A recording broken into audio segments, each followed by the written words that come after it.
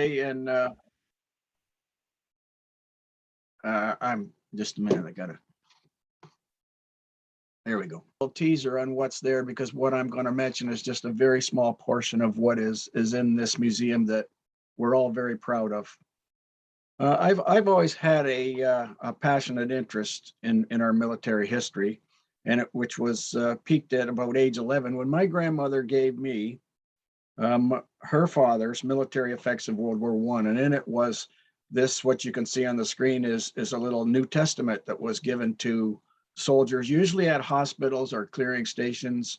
They were given this, and this was given to my great grandfather at Saint Omer, France, in May of 1917, while he was recovering from being gassed at Vimy Ridge. And also included was a photo, which is in the next slide, of my great grandfather, one of the only pictures I've ever seen of him, and I've got that proudly mounted in a frame that's in my home. He was a man, I found out later through research, who was 5'3", and I've seen pictures of him in the picture, and he's not the shortest guy in the picture either. He left 3 young kids in Brantford, and he volunteered, what they said was for king and country, to fight in France in World War I. Like I mentioned, he was gassed at Vimy, and he later died just before the start of the Second World War from those effects of the gassing. And also, the next slide is 2 medals. There were his medals, a war medal and the victory medal. The war medal's on the left and the victory medal's on the right. And this is what started me on my journey to researching. On the rim of all the First World War medals is the participant's name, his battalion number, and this is how you can research it through Library and Archives Canada. It's been a very rewarding thing for me. I'm both fortunate and honored to spend most of my retired life at the museum, surrounded by our military heritage, with a couple of enthusiastic volunteers who I won't mention. The next slide is what was a vision by a group of veterans and historians and dedicated volunteers headed by this man, Derek Pite. This became a reality in 1993, and they have a mandate to preserve and educate others for our rich military heritage, as well as to honor the men, the women of the military, and we also those who served at home on the home front, and also the ones that are currently serving. Derek Pite was a D-Day veteran. He was an honorary life member.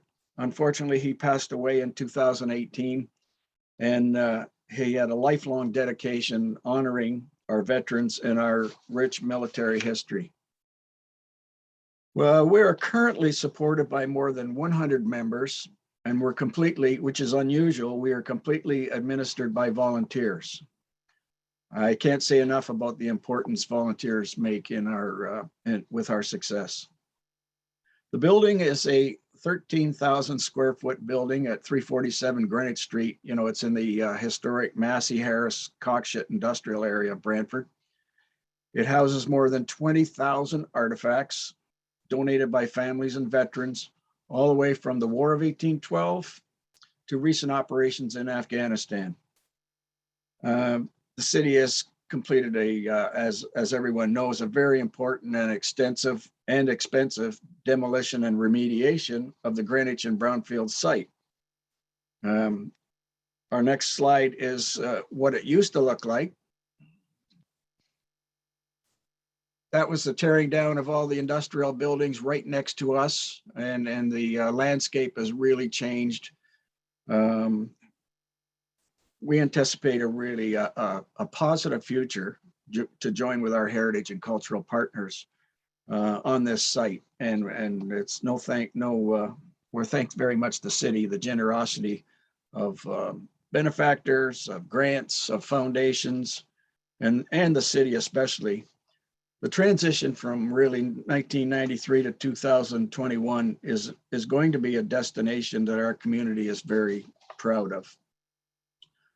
Unfortunately, the museum closed for the season in November of 2019 with COVID, and until it was still on like July of this year. So we had to delayed reopening, but it allowed us extra time really to prepare probably our most ambitious renovation and display projects ever.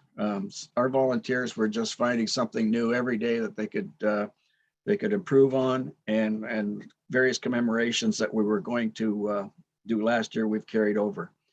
So now I'll tease you with a small portion of some of those projects and some of those unique artifacts, and the rest you're going to have to come and see because this is only a small portion. What the next slide shows is the entrance to the museum.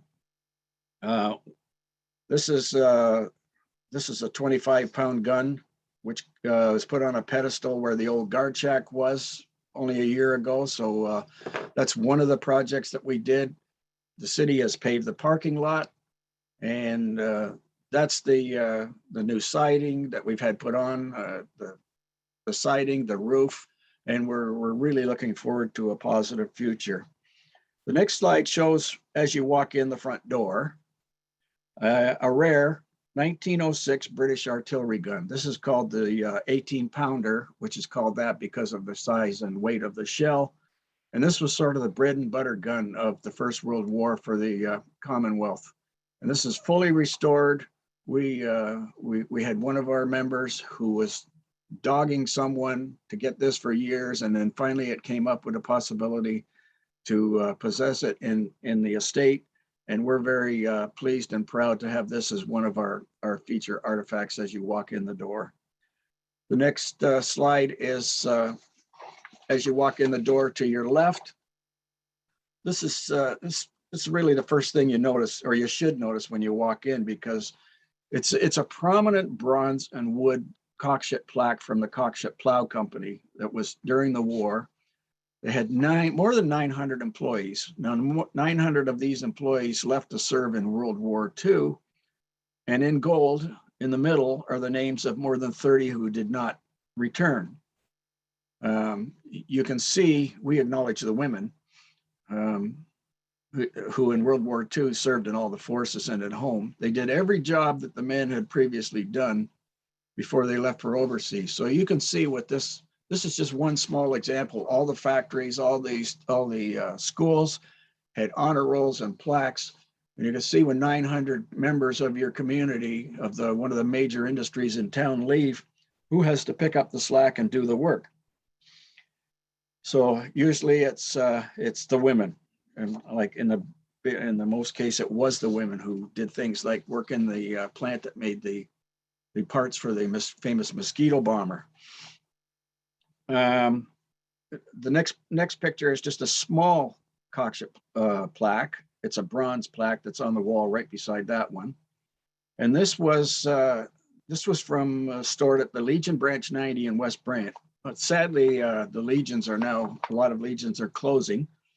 And we gratefully accepted many artifacts and pictures from the Legion Branch 90, which unfortunately closed, and they didn't know what to do with the artifacts. So they've got a good home.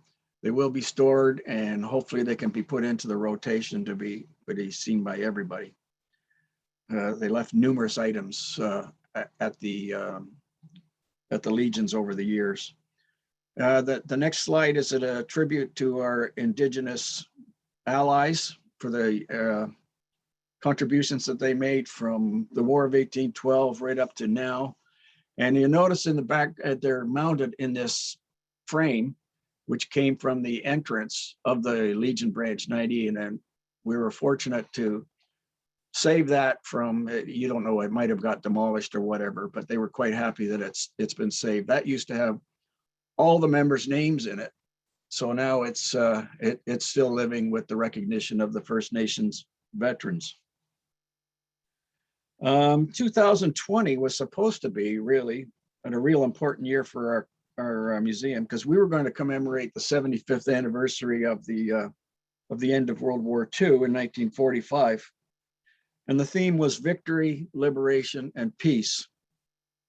And it's shown in the next slide is a newspaper from that day, which was the Brantford Expositor, and they celebrated in May. This is from May. The war actually went on until August with the the theater in the East.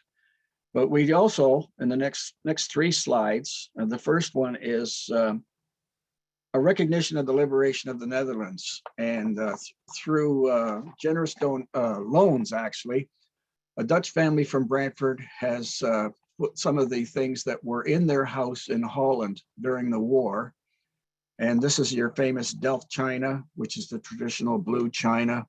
The next slide has got another little bit of china. There's a foot warmer, a tea urn, and a coffee urn, and some of these things were actually buried during the war so that the Germans couldn't get them and retrieved later. And the Dutch people really suffered during the being occupied during the war. The next slide is a really interesting and unique story. Oh, okay, that's the one after this one, but that's just some of the, there we go. That's this is the story of the little coat, and it's a unique story that I could tell this for like 15 minutes, but if you want to see the entire story, and there's also a book written by Alan Buick on this story, which is a during the called the Hunger Winter of 1944, a little Dutch girl would sing songs for the Canadian soldiers who were liberating the country, and they provided an army blanket of theirs, and soldiers took off buttons from their tunics and had a seamstress make a little coat for this little girl so she wouldn't be cold, because this was the winter. The people in Holland were starving at that time. And this little coat tells a story. It's a wonderful story. This is a reproduction of that coat. The original coat is in the War Museum in Ottawa. And my wife, Jane, heard this story, was so enthralled with it that she made this coat. And you just have to get down and see this story, because that story, it's not only the story of the little girl, it's the story of the man who liberated the country.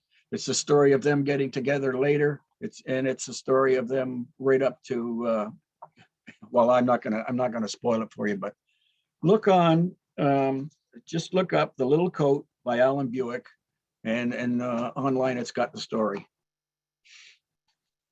Next slide is what's called the Dutch national skirt, or the feestrock, the festival skirt. It's the skirt of life, or orange skirt.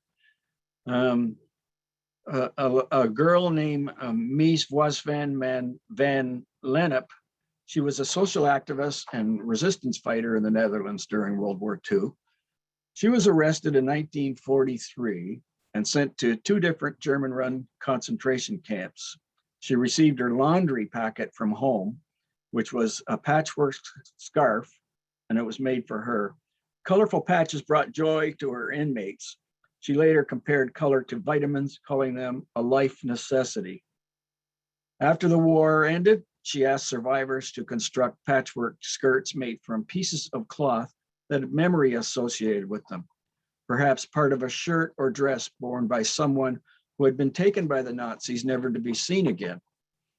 The skirts were predominantly orange, in reference to the House of Orange, from which the royal monarchs, Queen Wilhelmina and her daughter, Princess Juliana, had descended.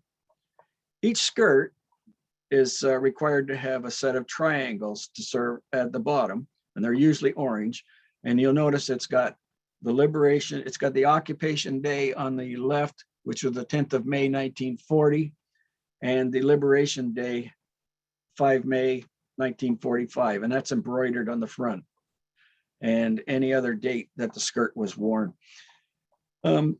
Perhaps it was probably worn at family occasions, public events, and it was very popular in the Queen's Jubilee or National Memorial Day. May the 5th is their special Liberation Day. That's their Memorial Day, when they were liberated.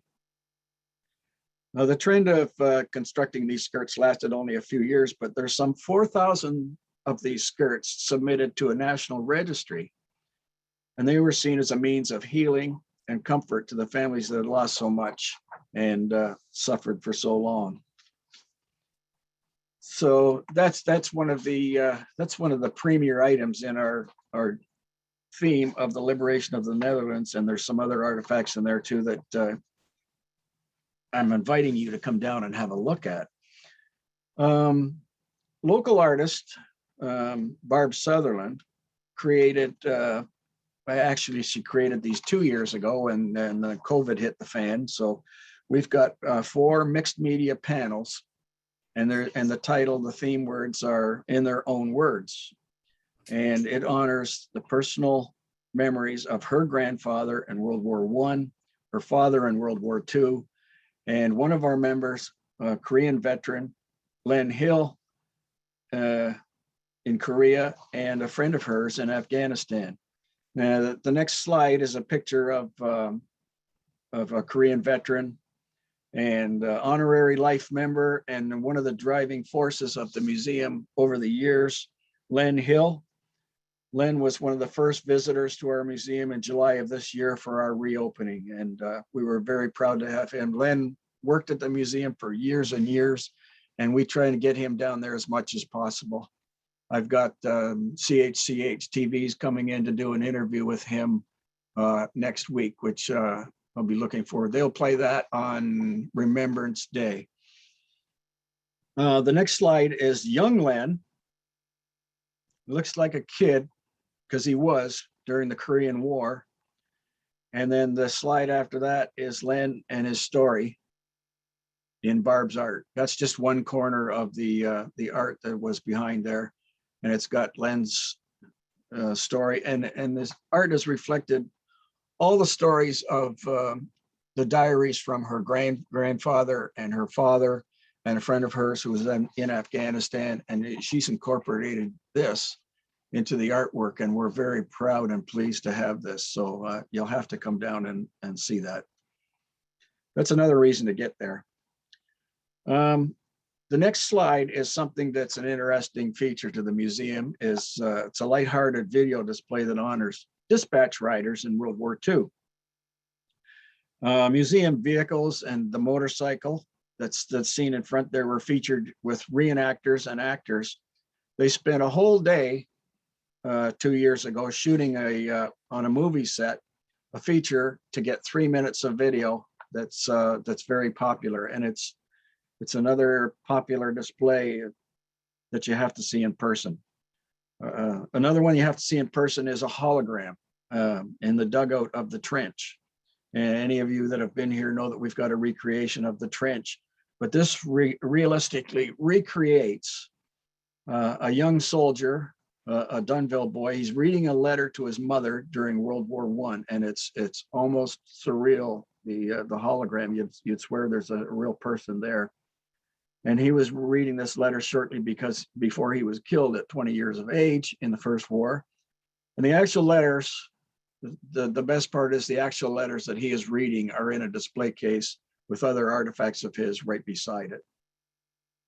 One of our next feature displays that we're really pleased with was the start. We had an area that was opening up, and we thought we've had really good quality models of armor, tanks and armored cars and vehicles that have been sitting in the back building for years that we put on display. So our volunteer, Ted Abbott, took this project on, and in the next display shows his, he's getting the display ready. He's got all these models chronologically stored with pictures around the top. And then we put plexiglass around the side so the kids couldn't get at them. And then the finished display is in the next one. And that's what it looks like now. It's really an impressive display. And this is something that we're very proud of. And it's a great attraction for the people that come in. One of the other really rare artifacts and interesting things that I found while I was doing archiving was in the first slide is a telegram. And this telegram, what you didn't want to see in the First or Second World War was the kid from Great Northwestern or CNR or somebody riding up on his bike with a telegram to your house because you knew it was probably nothing but bad news. So the family of the Kitchen family from Brantford, they lived on Palmerston Ave. The family ran Kitchen Overall Company, which is a famous Brantford company over the years. They received a telegram on October the 9th, 1918, saying that Edward Everett Kitchen was officially reported killed in action September 27th. And then the next slide, they got on October the 12th, 3 days later, they got a telegram, and it notified that he's in the hospital, he survived the war, and the family was, probably traumatized because you get this, you're all set to mourn, and you find out. But this was the communications in the First World War. You didn't have telephones and things like that to communicate the way they do now. But this is a really unique artifact that we're really pleased. And that's the communication that you got during the wars, was the telegrams. Our next slide is a restoration project that we did, and we have received several really priceless German World War I war trophies. Some of them sat out in front of the armories. After World War I, the Canadian government and the Commonwealth decided that they would spread so-called war trophies all over, and you saw them in front of schools, you saw them in parks, you saw them in front of armories. But it was a trophy to show that the Commonwealth had won the war. And these two guns, one's a howitzer and one's a field gun, were actual World War I artifacts. They're more than 100 years old. They were not going to last any more than 5 years outside. They were starting to rust and deteriorate. So we decided to have them sandblasted. We had them primed and painted and moved inside, and through the efforts of some of our really talented artistic volunteers like Ted. The next slide shows the project in its completion. These two, it's a really unusual paint scheme on this, and it's something that it's not a camouflage that's going to actually hide the gun. It's something that it's going to confuse at a distance. And it's the color palettes are from people like Vincent van Gogh and Picasso. And we're really proud of how these ended up. And these are going to be preserved for forever now. And can't thank enough our volunteers. Next slides are church plaques. So many of the congregations in Brantford and Brant County are getting smaller, and the demographic is getting older. Churches are being sold, churches are being torn down. So we are very proud recipients of a lot of these honor rolls and plaques that go right back from the First War, the Second War. And we even have a pulpit from St. John's Church that into it is hand carved the names of World War I and World War II veterans. That's in the next slide is one of the plaques that was on the wall. They all honored members of their congregations. All the churches had them, and usually inside, and it was usually sponsored by the families. But this was just something that we're so glad that's been preserved, and we're going to keep them and proudly display them. The trouble is, we're out of wall space. We've got 13,000 square feet. So that's the important thing, is to put some of these things into rotation so that they can all be seen and preserved. Lastly, the next slide is a dedication to our medical nurses, nursing sisters, doctors, and medical people who served in all the wars, from right up from the War of 1812, right up to where they are now. And they are people that are serving at the front. And this is Dr. Frank Clark. Dr. Clark landed at Normandy with the Canadian troops. and set up a field hospital. And in this case is his boots, his tunic, his medals, and all his surgical tools are to the left there that you can't see. But the unique thing about Dr. Frank Clark is after receiving these artifacts, I almost had a fit because he was my doctor. He was our family doctor. He delivered me, my brother, my two sisters, and I can remember him making house calls. So there's that connection. And that's the whole thing that I love about the museum, that every artifact tells a story, and it's up to us. It's our obligation to make sure that that story is told. So it's 28 years so far, and we've had many challenging years with leaks in the roof and plumbing and heating and costs and wondering how you're going to survive the next year. But through the commitment of our many dedicated volunteers, our benefactors, the grants, and the city of Brantford especially, we're looking forward to a very promising future. But our challenge really is now to bring on the younger generations to continue in our steps, because the demographic, as you know, of the people that volunteer, I'm the youngest, well, almost the youngest one there, and I'm 72. So I've really teased you with a very small section of the museum's wonderful collection. And if you want to visit us soon, please feel free to do it. We can set up visits. You can get in touch with me. You can get personal tours. You can come at evenings, whatever. Finally, I'd like to say to all the men, the women, the people who stayed at home and served on the home front, not only this time of the year, but always, I'd like to say thank you. And thank you